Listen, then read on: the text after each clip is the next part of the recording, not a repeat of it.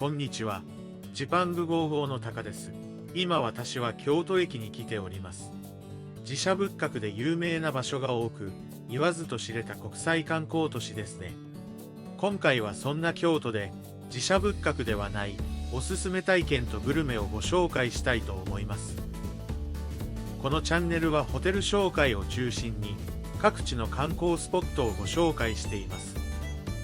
動画作りの励みになるので、チャンネル登録、高評価いただけると嬉しいです。それでは早速ご紹介していきたいと思います。まず最初は陶芸体験をしに行きたいと思います。京都で有名な清水寺近くにあり、法観寺の隣にある店舗です。この周辺は有名な観光スポットで飲食店も多く、食べ歩きしてもいいかもしれませんね。こちらが今回陶芸体験を行う随光窯京都清水店です。京都駅からバスで20分ほどです。注意が必要なのは、京都のバスは混雑しています。特に清水寺方面に向かうバスはかなり混雑しているので、早めに利用することをお勧めします。店内はろくろが並んでおり、陶磁器のお皿や茶碗、湯飲み、マグカップを作ることができます。今回は電動ろくろコースライトプランでマグカップを作ります。値段は送料を除く2900円です。色を選びながら簡単に説明を受けます。お客さんは横並びになり、ろくろを使いながら作っていきます。スタッフの方が分かりやすく説明してくれるので、作るのも簡単です。いろんな方法で形を変えていくので、慣れてくるととても楽しいですね。失敗してもすぐに調整してくれるので、自分好みの形にすることができます。私は口が広がった取っ手なしのマグカップにしました。マグカップというより湯飲みのようになりました。マグカップは体験から2ヶ月ほどで自宅に郵送していただけます。世界に一つだけのマグカップを作れるので、ぜひ体験してみてください。続いてご紹介するのはわらじ屋です。うなぎ料理が有名なお店です。京都駅からバスで10分ほどの距離にあります。昔、宝光寺というお寺に大仏を建立していました。太閤秀吉がその大仏殿建立の様子を見に来る際に、いつもこの家でわらじを脱いだので、わらじ屋と呼ばれるようになったそうです。旅館だったこともあり、時代によって営業形態を変えながら、現代まで運営しているそうです。休日は混雑するので、予約することをお勧めします。店内は古民家のようで、京都らしい建物を見ることができます。座席は個室もあるようです。今回は2人で利用しましたが、基本4人席を利用できるみたいです。建物全体から古き良き京都の面影を感じることができます。小説の一節にも登場するそうです。こちらのお店はうなぎを使った料理が有名です。うなぎを使った雑炊やマムシ丼などがあります。関西ではうなぎのことをマムシと表現することがあるそうです。太閤ランチや太閤コースは雑炊やうなぎの白焼きがついています。単品料理やテイクアウトメニューもあるそうですね。今回はマムシ御膳の特上と太閤ランチを注文することにしました。どちらも最初に抹茶と砂糖菓子がついています。太閤コースは豆、羊羹などがついていました。京都で抹茶が飲めるのも嬉しいですね。呼び出しボタンもあったので、スタッフが近くにいなくても便利ですね。せっかくなので瓶ビールも注文しました。太閤コースのうなぎの白焼きです。レモン、わさび、醤油などを合わせていただきます。昼間からビールを飲みながら、うなぎをつまみに飲むのも贅沢でいいですね。味もタレのついたかば焼きと違い、さっぱりしていて美味しいです。わさびともよく合っていました。こちらがまぶし丼です。ご飯も味がついていそうで、とても美味しそうですね。そしてこちらがう雑炊です。熱々で中身がよくわかりませんね。最初はスタッフの方が分けてくれました。熱々でお出汁もよく効いていて美味しいです。うなぎを雑炊にして食べたのは初めてでしたが、こういう食べ方もありだと思いました。まぶし丼も味が染み込んでいてとても美味しいですね。個人的にはう雑炊よりもまぶし丼の方が慣れ親しんだ食べ方だったので好みでした。2人で利用すればシェアもできるので食べ比べをしてみるのもいいですね。デザートに柿とりんごが出ました。柿はとても甘くて美味しかったですね。雰囲気もよくお料理も美味しいのでぜひ立ち寄ってみてください。続いてご紹介するのはすき焼きの名店三島亭です。明治6年創業で140年以上の歴史があるお店です。京都駅からはバスで20分ほどです。坪庭や欄干、天井、格子などそのほとんどが明治の創業当時のままとなっているそうです。少しお値段はお高めですが、かなりの人気店で古くから地元の人にも親しまれています。お店の隣にはお肉屋さんも併設しており、お肉を買うことができます。ここで買うお肉でご自宅ですき焼きをしてもいいかもしれませんね。今回は夜食用に食べるお弁当を購入します。以前ご紹介したウェスティン都ホテル京都で夜食に食べていたお弁当です。お弁当は数種類あり、どれも美味しそうなので迷ってしまいます。お弁当は結構ボリュームがあります。帰りの新幹線や飛行機なども食べれるので、お弁当があるのは嬉しいですね。お肉が冷めているはずなのに、絶品のお味でペロッと食べれてしまいました。冷めたお肉がこんなに美味しいのは初めての経験です。冷めたお弁当でもこんなに美味しいので、今度はぜひ店舗で食べてみたいですね。皆さんも旅行のついでにぜひ立ち寄ってみてください。続いては観光客でにぎわう祇園にあるわらび餅が美味しいお店をご紹介します。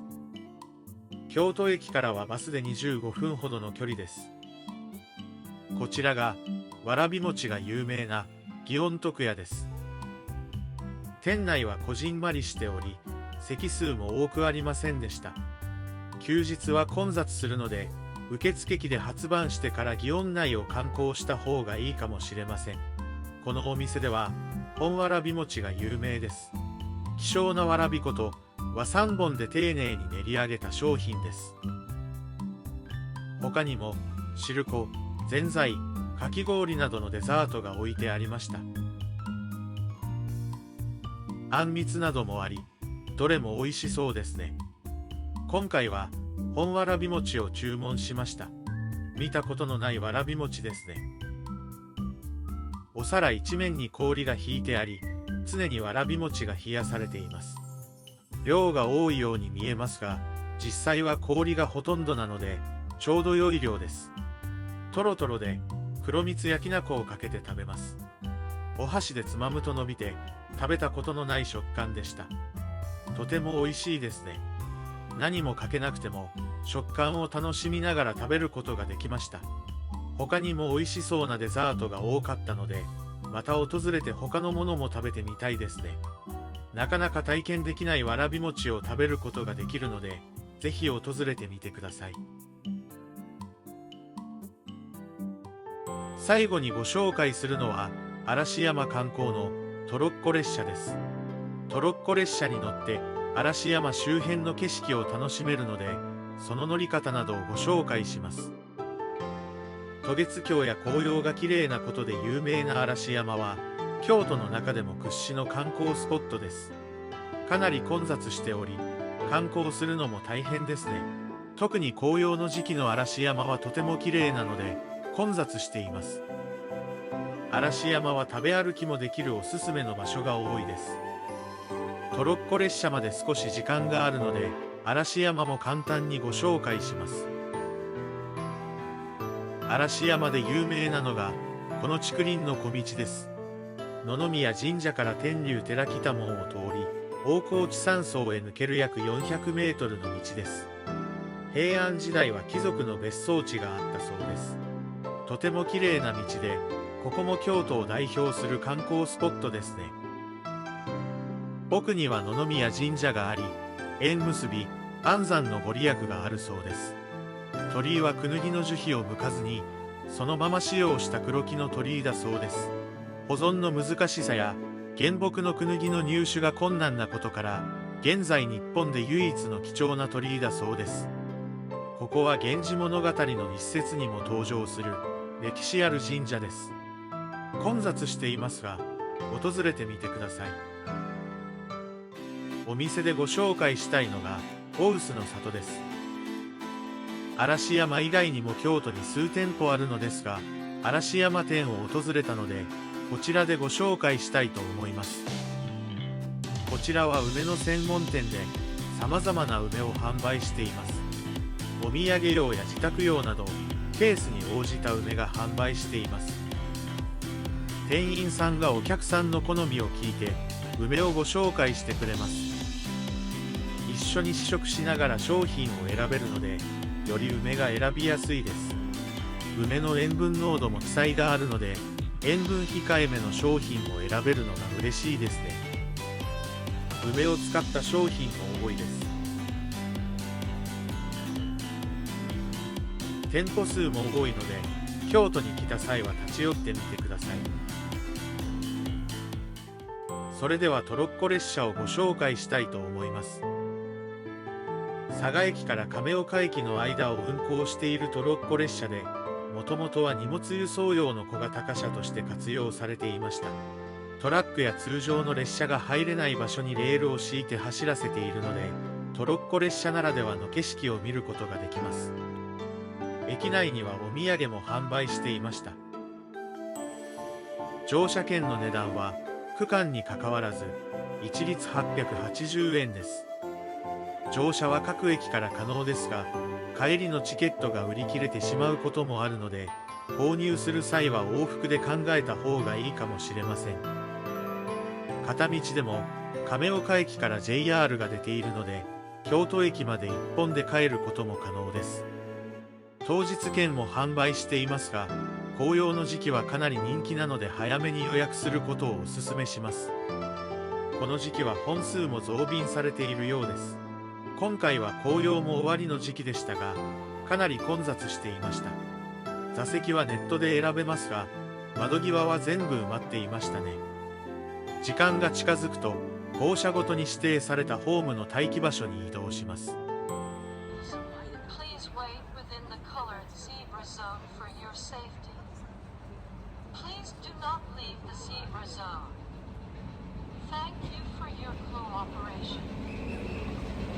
こちらがトロッコ列車です。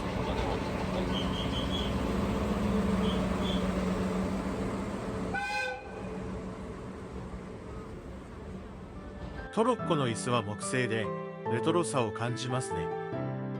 今回は佐賀駅から乗車し、亀岡駅まで向かいます。だんだん紅葉が見えてきました。嵐山からも乗車できるので、観光した後に乗ってもいいかもしれませんね。列車内は窓が全開のため風が強く、冬の時期はかなり寒いので注意が必要です。一面紅葉の時期だとかなり綺麗そうですね。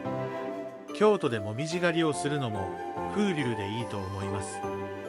ちなみにもみじ狩りの由来は、平安時代に狩猟をしない貴族が美しい紅葉をめでるために野山を巡る様子が狩りに似ていることから来ています。貴族の間でもみじ狩りが始まったのは奈良時代から室町時代にかけてで、紅葉を見ながら宴を開き、和歌を読むなどして楽しんだようです。トロッコでしか見れない場所もたくさんあるので、片道でも乗車できたら楽しいと思います。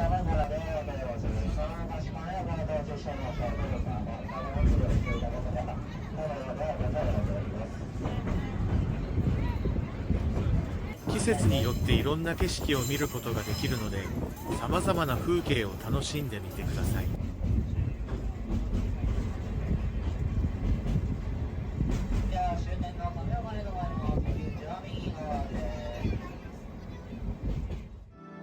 50分という時間もあっという間の旅でした。京都は本当に見どころが多いので、皆さんのおすすめも教えてください。それでは今回の京都のおすすめ体験とグルメ、いかがだったでしょうか。京都は訪れるたびに新しい発見があるので楽しいですね。泊まりたいホテルも多いので、定期的に皆さんにもお届けできたらと思います。今回の動画が少しでも皆さんの旅行に役立てられたら嬉しいです。動画作りの励みになるので、チャンネル登録、高評価をお願いします。最後までご視聴いただきありがとうございました。それではまた次回動画でお会いしましょう。さようなら。